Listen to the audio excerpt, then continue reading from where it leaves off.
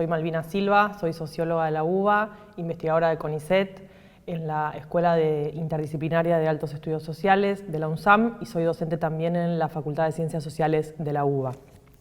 Ahora estamos en la Manzana de las Luces, en la histórica sala de representantes. Fui invitada al ciclo Clase Pública, la letra que me asignaron fue la J y voy a desarrollar la palabra o concepto juventudes. Bueno, vamos a empezar con el concepto de juventudes, que en principio lo más importante creo de la definición es justamente pensarlas en plural. Eso quiere decir que no hay una sola forma de ser jóvenes, sino que hay muchas. De la convocatoria me pareció interesante retomar dos conceptos en esta presentación. El primero era atrévete a saber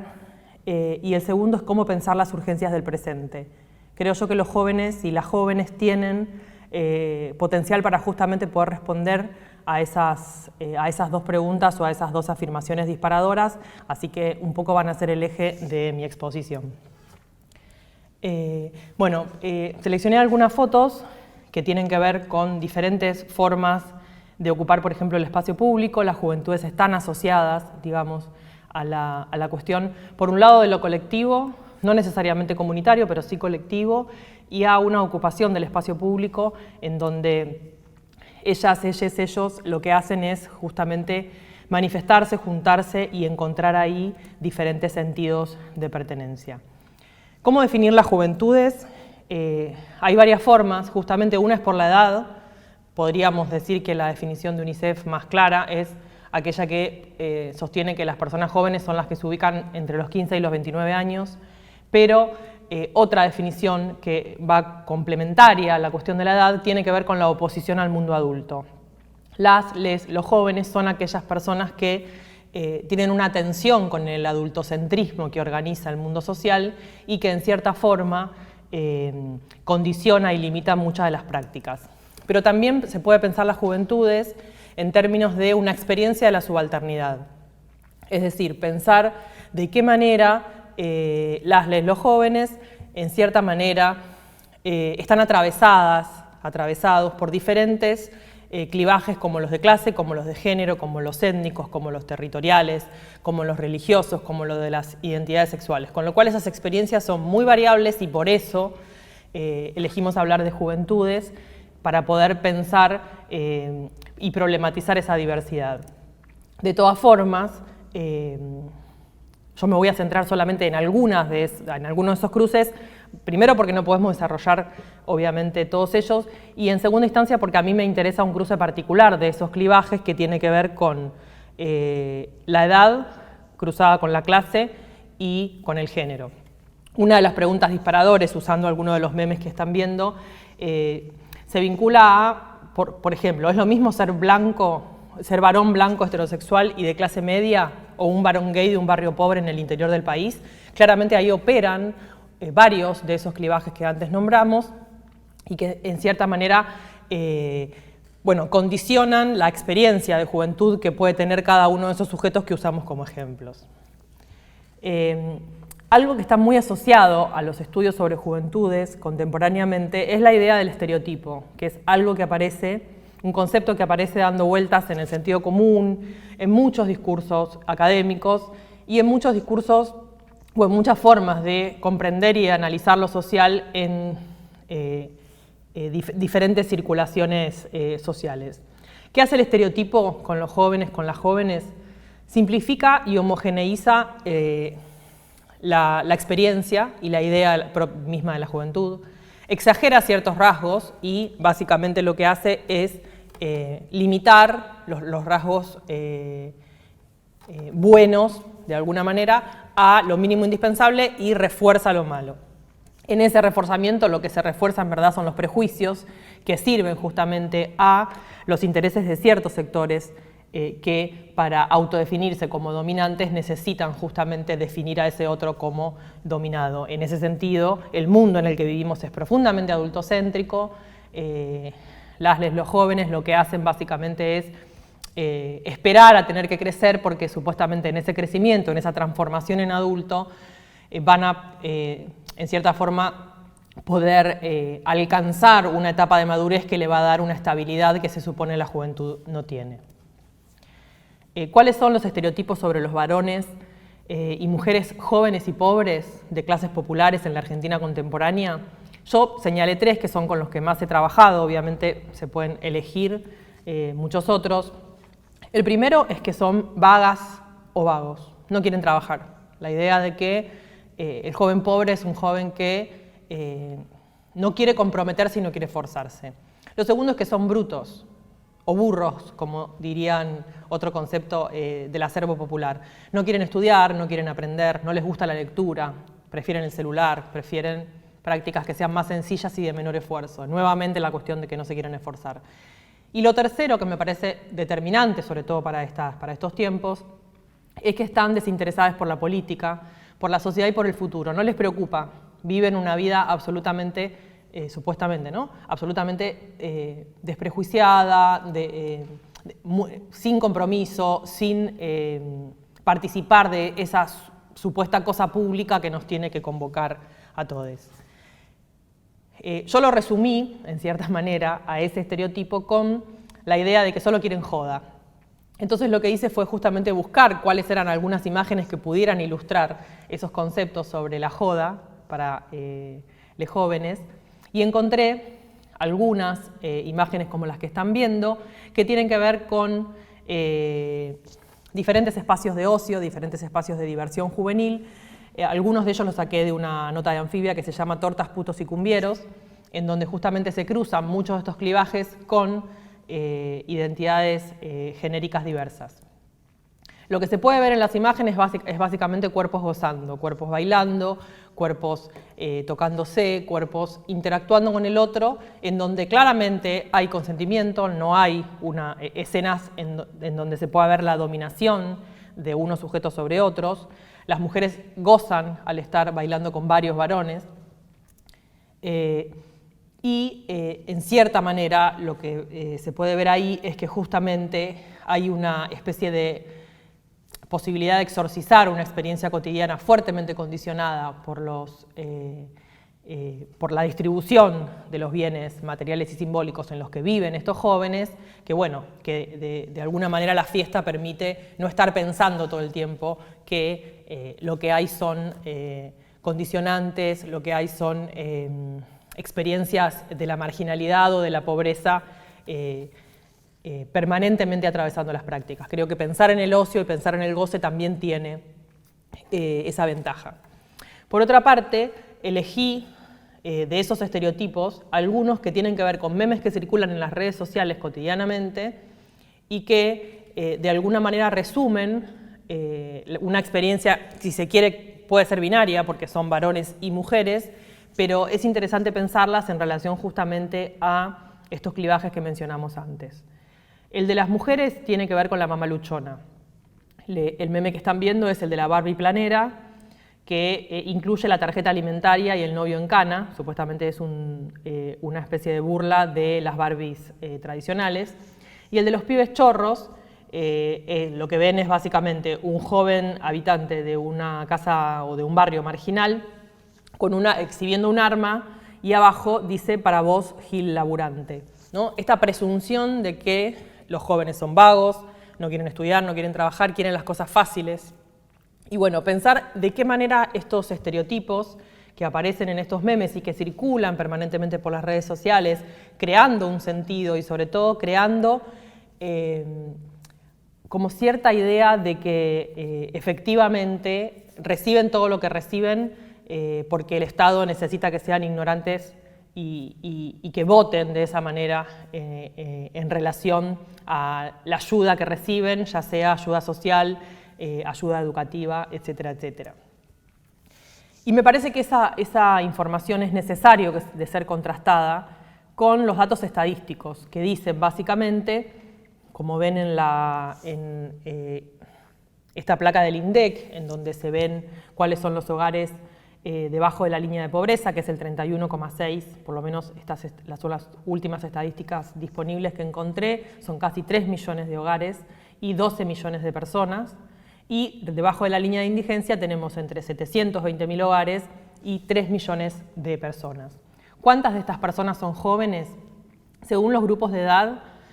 más de la mitad de las personas de 0 a 14 años son pobres, el 57,7%.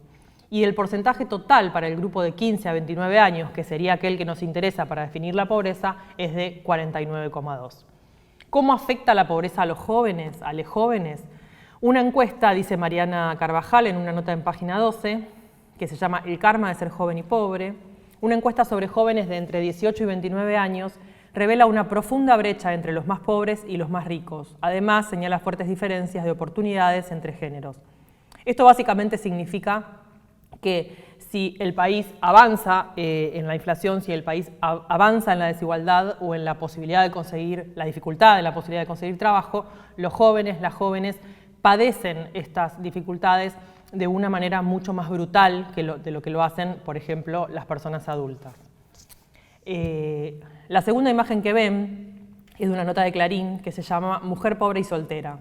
Una vez más, una problemática acentúa las brechas de género existentes y el coronavirus pone de manifiesta que sus efectos secundarios, como la pobreza, que golpea más a los hogares con niños y niñas, donde el principal ingreso económico lo genera una mujer, y en los hogares monoparentales, que como sabemos en su mayoría tienen una jefatura femenina. Entonces, el estereotipo, por un lado, del pibe chorro,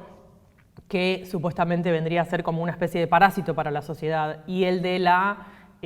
mamá luchona que se embaraza para cobrar un plan y para evitar trabajar, cuando se bajan a la realidad, cuando se analizan en relación justamente a las estadísticas y a esta información que circula por medios oficiales, o sea, no es que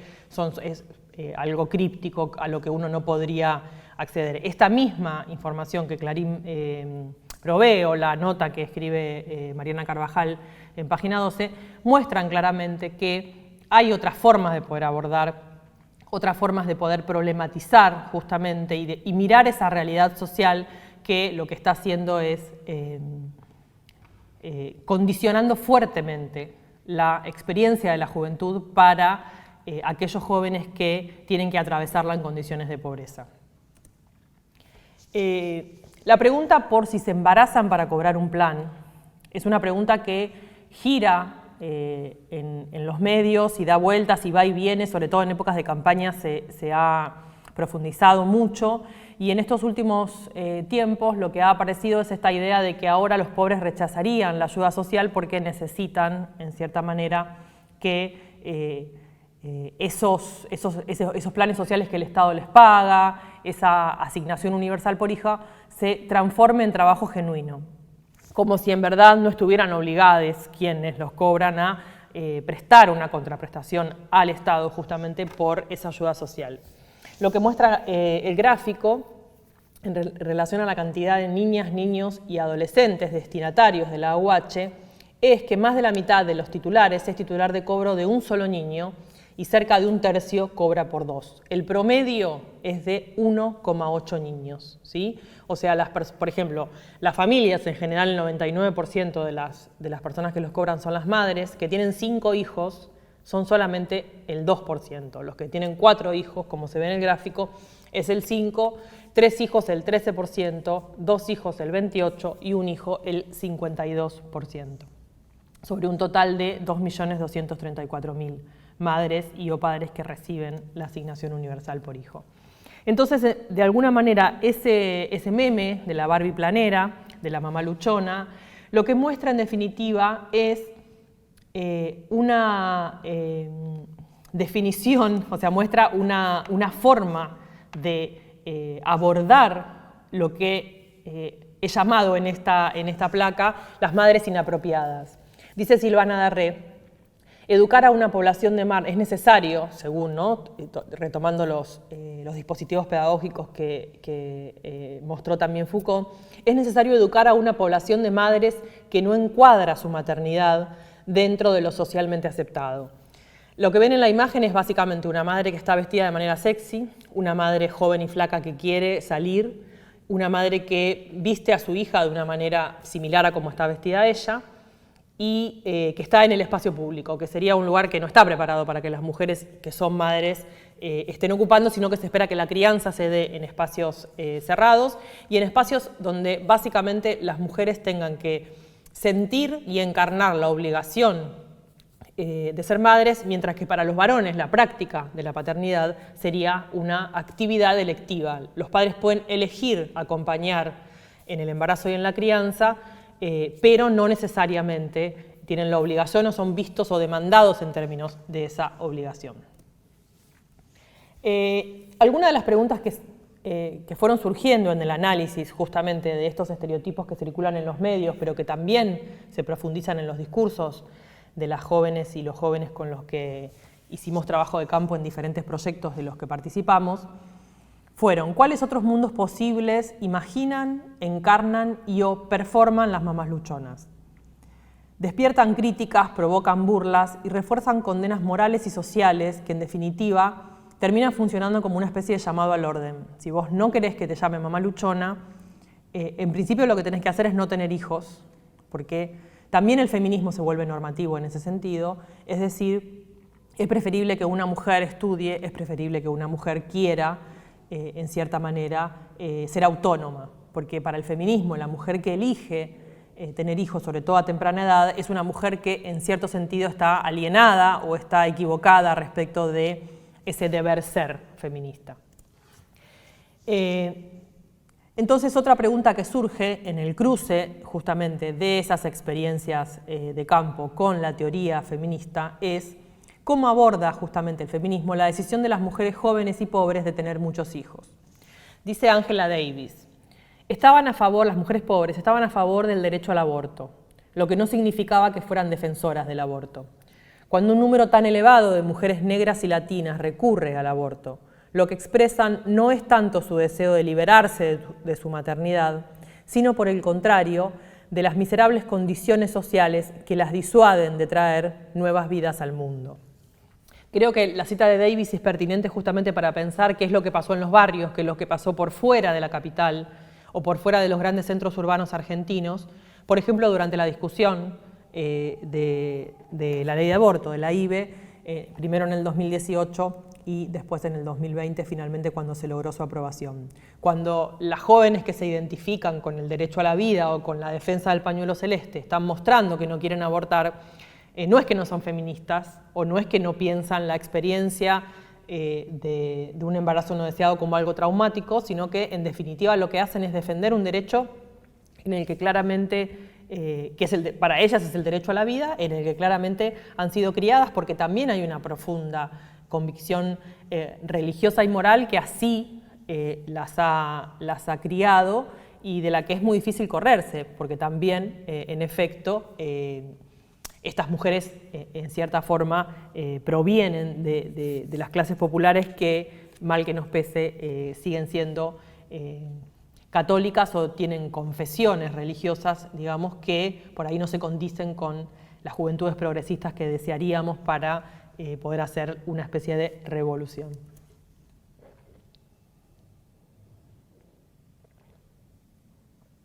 Finalmente, para pensar qué hacíamos con ese meme del pibe chorro, entre los años 2015 y 2017, hice trabajo de campo básicamente con productores y con músicos de cumbia villera, y lo que es una de las cosas, uno de los productos culturales que surgió durante ese periodo del trabajo de campo fue la película Alta Cumbia, que se llama Alta Cumbia, una película de negros, dirigida por Cristian Jure y producida, digamos, entre otras instituciones por el Inca. Lo que hicieron algunos de los productores de la película fue giras barriales en diferentes cines de los barrios más populares, tanto de la capital como del Gran Buenos Aires, en un emprendimiento que ellos llamaron justicia cultural, que era en cierta manera tratar de cambiarle el sentido a ese pibe chorro, ¿no? Que bueno, ya se lo habían tratado de cambiar los productores que crearon la banda de cumbia, que así se llama. Dice Martín Diego Roisi en su Facebook, en oportunidad de la difusión de esta película: está empezando la última función de Alta Cumbia. Hicimos más de lo que se podía, el trabajo iba más allá de hacer una película, era una lucha cultural contra la desidia, el odio y el asco, y esa realidad está contada en la película 100% real. Gracias a los que amamos la cumbia se logró hacer justicia cultural, gracias a vos. Esto no es el final de nada, es parte del camino, así que mándale cumbia. Y en otro de los posteos, junto con Mr. Negro Antico, que es uno de los productores también que trabajó y de protagonistas de la película, dicen: de gira por los barrios, hoy alta cumbia en el cine de Constitución, con pibes y pibas de Villa Soldati y la 20, mejor imposible, #justicia cultural. Creo que ahí hay una forma de redefinir, de poder efectivamente mirar esos estereotipos y discutirlos, no reproducirlos sin críticas, y transformar, como están viendo en una de las últimas placas, el estereotipo de la mamá luchona y el de los pibes chorros. ¿De qué manera? Justamente a través de prácticas culturales. Lo que ven de mamá luchona es un libro de Damián Quilisi, también conocido en las redes como el Freud de la Villa, en donde lo que Damián hace es básicamente contar la experiencia de una mamá luchona en primera persona y justamente recopilar en cierta manera otros relatos que él fue construyendo desde una mirada marginal, emplazada territorialmente en barrios populares de la zona norte del conurbano, que como sabemos son los barrios populares donde hace 20 años surgió de las prácticas de jóvenes como Pablo Lescano la cumbia villera. Pero también redefinir y darle otro sentido, convertir lo que Rosana Reguillo llama el estigma en emblema, que es el de pibes chorros, es decir, transformar ese estigma del pibe chorro en una banda, en una expresión cultural, en una música que lo que haga sea la voz, digamos, se constituya en la voz de esos pibes pobres que utilizan la música y los espacios de esparcimiento como una forma de en cierta manera hacer catarsis y canalizar en una forma artística la expresión de esas desigualdades y de la discriminación que viven cotidianamente. Para cerrar entonces, 4 ideas centrales, 4 propuestas que se vinculan justamente a las juventudes. La primera, me parecía importante volver a insistir en la necesidad de visibilizar la desigualdad social que afecta a los jóvenes, demandando más políticas públicas. La resolución y la posibilidad de equilibrar esa desigualdad siempre es con más Estado y nunca es autorregulada por el mercado. En segunda instancia, trabajar para una distribución más justa de los bienes materiales y simbólicos. Ese trabajo tiene que ver con un trabajo comunitario y con un trabajo en donde la voz de los jóvenes sea tomada en cuenta y sea respetada en los mismos términos en los que se respeta la voz de una persona adulta, por ejemplo. El tercer punto, complejizar los cruces entre los clivajes etarios de clase, género y etnia en el análisis urgente de la actual crisis social, ¿no? Esa pregunta sobre lo urgente que aparecía al principio creo que se resignifica y se vuelve más actual que nunca cuando efectivamente necesitamos pensar qué pasa con los jóvenes pobres, con las jóvenes pobres que viven en los suburbios, que viven de una manera muchas veces poco digna en términos de lo que tanto resuena, ¿no? en las voces de los políticos muchas veces, de los medios de comunicación otras, y la necesidad de pensar justamente cuáles son las formas de poder resolver el futuro de las generaciones que van a ser quienes lleven adelante el trabajo de nuestro país. Y finalmente, que es el punto en donde creo yo he hecho mayor hincapié, defender el derecho al goce de las jóvenes, de los jóvenes, de les jóvenes, en igual medida que lo hacemos con la educación, con la salud, con el trabajo, con la vivienda. Necesitamos entender que estas formas culturales, estas prácticas culturales en donde las juventudes contemporáneas, populares, de masas, encuentran una manera de expresarse, la tenemos que tomar en cuenta para que esas políticas públicas, para que esa lucha contra la desigualdad incluya también no solamente un plato de comida, un bolsón, un plan social, sino el derecho a ocupar los espacios, el derecho a poder participar y construir las propias formas en las que estas jóvenes y estos jóvenes quieran gozar de la vida y la necesidad de preservar el derecho a que lo puedan hacer. Con esto cerramos, agradezco mucho la oportunidad y el espacio para poder charlar sobre estas cuestiones.